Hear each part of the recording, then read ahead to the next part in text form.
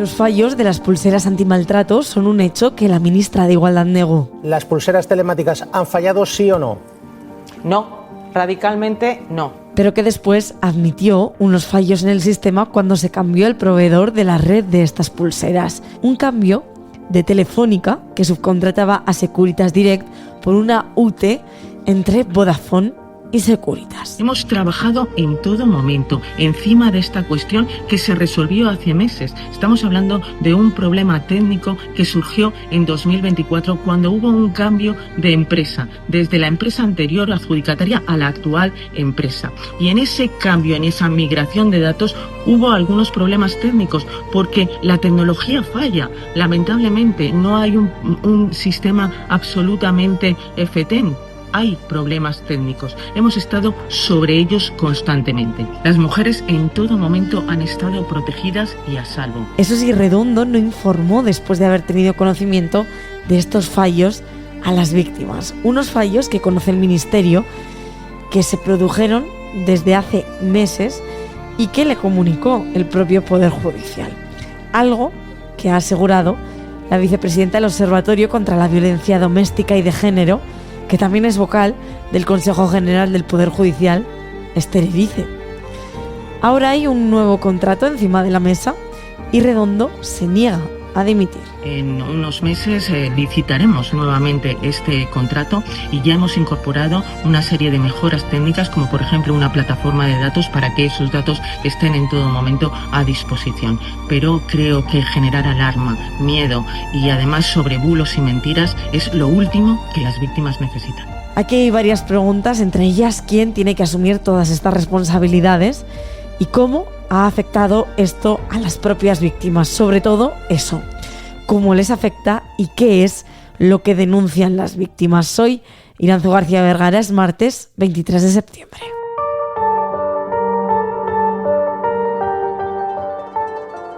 Por un lado, efectivamente se dieron fallos en el traspaso de datos, pero las propias víctimas denuncian que las pulseras, en algunos casos, han dado incidencias y fallos.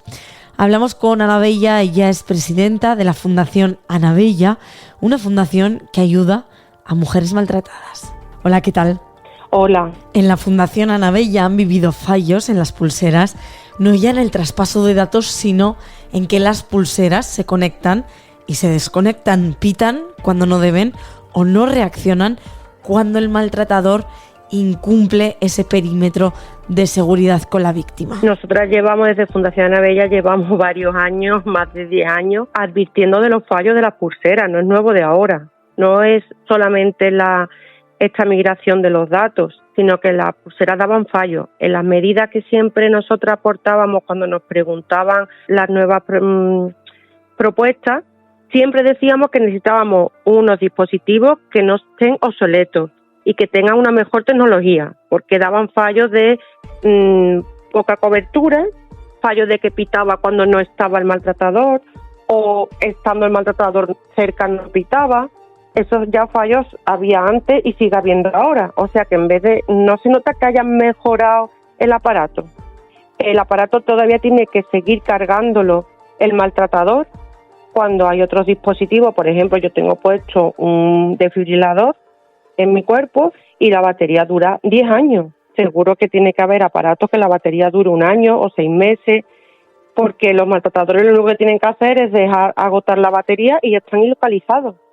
Una mujer me llamó de madrugada diciendo, llorando, porque la había llamado el grupo Cometa, porque el maltratador no lo tenían localizado desde hace 2 días, y si ella lo ve, que por favor que le avises a ellos. Imagínate el miedo que le entró a esta mujer. Ver que la pulsera falla y que poco o nada se puede hacer genera una sensación de auténtico terror entre las víctimas. La pregunta que nos hacemos es ¿qué es lo que pueden hacer ellas en estos casos? Hablarlo con el policía o la policía que lleva su tema. Lo que pasa es que la policía tampoco puede hacer mucho. Ellos remiten el informe al juzgado y no pueden hacer otra cosa más. La cuestión es que lo que hay que hacer es que a las mujeres españolas, las que han denunciado, por lo menos que se las proteja. Hay unas 105.000 mujeres inscritas en Biogen y solamente hay unas 4.500 pulseras activas. Es decir, que deberían tener 105.000 pulseras. Todos los maltratadores deberían llevar esa pulsera porque todas las mujeres están amenazadas, aunque el riesgo sea mínimo. Hay mujeres asesinadas con un riesgo mínimo, pero no hay mujeres asesinadas cuando el maltratador portaba un dispositivo electrónico de localización. Por eso es una medida que sí funciona. Entonces, para que sea realmente eficaz, necesita que lleve la última tecnología. Los que cambiaron en el año 2023 tenían una tecnología 2G nada más. Ni los móviles de las personas mayores tienen ya 2G. Entonces, si en vez de mujeres anónimas, las que estuviéramos amenazadas o en peligro, fueran políticos o futbolistas de primera división, les pondrían todos los mejores dispositivos a su alcance, pondrían hasta los geos de escolta. ¿Por qué no se nos protege? Lo que nos preguntamos. Y si hablamos exclusivamente de esos datos que se perdieron en ese momento puntual, el problema ha provocado pues que haya habido algunos casos de sobreseimientos provisionales y también de algunas absoluciones mínimas. Así lo dicen los informes de la Fiscalía. Se debe asegurar también la solvencia técnica de los dispositivos que ahora mismo están en uso. Y, por supuesto, se debe hacer una auditoría técnica, operativa y judicial independiente, urgente y profunda de todo el sistema para hacer control de daños. Yo no sé cómo lo ven ustedes, pero en mi opinión estos hechos son gravísimos. El Gobierno ha fallado de manera imperdonable. Y eso no es lo peor. Lo peor es que cuando fueron advertidos y conocedores del problema, decidieron mirar para otro lado y anteponer su propia supervivencia a la seguridad y a la vida de cientos de mujeres que ya tenían bastante con sufrir una situación de peligro. Esto es lo que piden desde el Partido Popular al Ministerio de Igualdad y al propio Gobierno. Lo que ha pasado es que en algunos casos las mujeres, la única prueba testifical que tenían de que él haya quebrantado la orden de alejamiento era este localizador.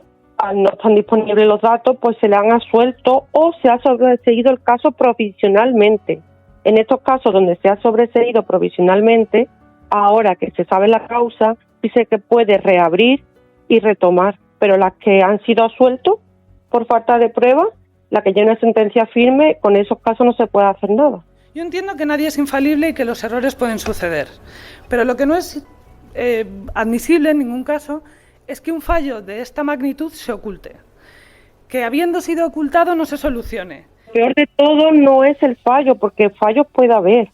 Lo peor es, pensamos las mujeres, ¿no?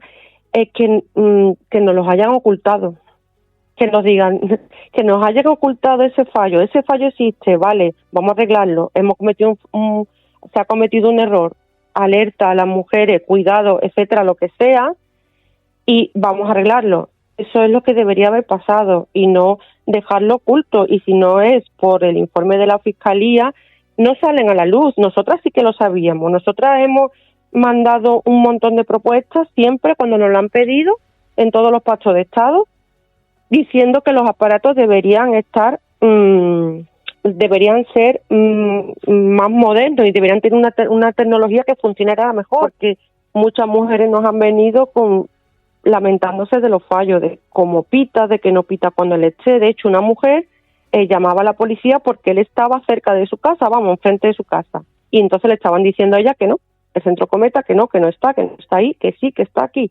Y ya como ella puso tanto énfasis, pues entonces la policía fue y efectivamente lo detuvieron frente de la casa de ella.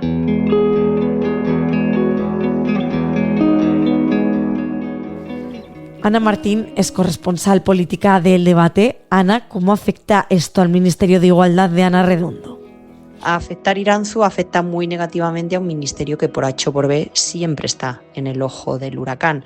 Recordemos que al inicio de esta legislatura Pedro Sánchez decidió recuperar para el PSOE el Ministerio de Igualdad después de la desastrosa experiencia de la ley del solo sí es sí la pasada legislatura, cuando ocupaba el cargo la ministra Irene Montero de Podemos. En Puridad hay que reconocer que este cambio en el sistema de pulseras antimaltrato viene heredado de esa ministra, de Irene Montero, pero la actual titular de la cartera, Ana Redondo, lo que se ha sabido estos días es que ha estado minimizando o directamente ocultando los problemas y los fallos que le venían reportando distintos juzgados y distintos fiscales expertos en la materia durante al menos 8 meses. Por lo que se refiere a la propia Redondo, yo diría que este es el golpe definitivo a su carrera en el ministerio. La ministra de Igualdad ya venía siendo una fija en las quinielas de la remodelación de gobierno que tarde o temprano tiene previsto acometer Pedro Sánchez. De hecho, en el último Congreso Federal del Partido Socialista, el presidente la dejó fuera de la cúpula socialista y es la única ministra que salió de aquella cúpula, y aquello yo creo que fue un mensaje bastante claro, o así se lo tomaron sus compañeros, de que no estaba satisfecho con su labor. Claro, todo esto ya estamos viendo que afecta, ¿no?, a las mujeres y a las políticas de igualdad, ¿no, Ana? Yo diría, Iranzu, que la palabra clave es desconfianza. Desconfianza hacia las políticas de igualdad de un gobierno y de un partido socialista que por segunda vez han fallado a las mujeres más vulnerables. Lo hicieron la legislatura pasada con la ley del solo sí es sí, gracias a la cual decenas de violadores y de agresores sexuales de la peor calaña vieron sus condenas rebajadas, y en esta legislatura se lo han hecho a mujeres que a partir de ahora son doblemente víctimas, porque ya lo eran de sus maltratadores. Esto además se produce en un momento en el que el Partido Socialista intentaba recuperar el favor y el voto de las mujeres después de que todas nosotras hayamos escuchado las conversaciones grabadas entre José Luis Ábalos y Koldo García repartiéndose prostitutas y hablando de las mujeres como si fuéramos ganado. Y luego yo destacaría una última cosa, Iranzu, y es la profunda deslealtad que ha mostrado el Ministerio de Igualdad en este punto, porque recordemos que la ministra de Igualdad en febrero promovió una renovación del Pacto de Estado contra la violencia de género, al que se sumaron todos los partidos menos Vox. Estos problemas ya se estaban produciendo, y en ningún momento comentó nada de un asunto tan grave al resto de las formaciones. Hay un nuevo contrato de igualdad con mejoras que se van a incluir. No sé si esto es suficiente o si soluciona algo si ponemos esa mirada en el plano político. Gracias por escuchar hoy en el debate. Mañana volvemos con más. Yo, después de escuchar a la ministra de Igualdad, creo que estamos ante otro truco del gobierno. Lo que Ana Redondo anunció este lunes fue la licitación de un nuevo contrato dentro de unos meses, dijo, pero es que se da la circunstancia de que ese nuevo contrato ya estaba previsto, porque el contrato que actualmente está en vigor termina en mayo de 2026 sin posibilidad de prórroga, y por tanto en esa fecha, en ese horizonte, había que sacar de nuevo a concurso estas pulseras antimaltrato. Así que no hay ninguna novedad, lo único que hay es un intento de la ministra de Igualdad de escapar o de salir con vida de una polémica que ha escalado a la categoría de escándalo nacional.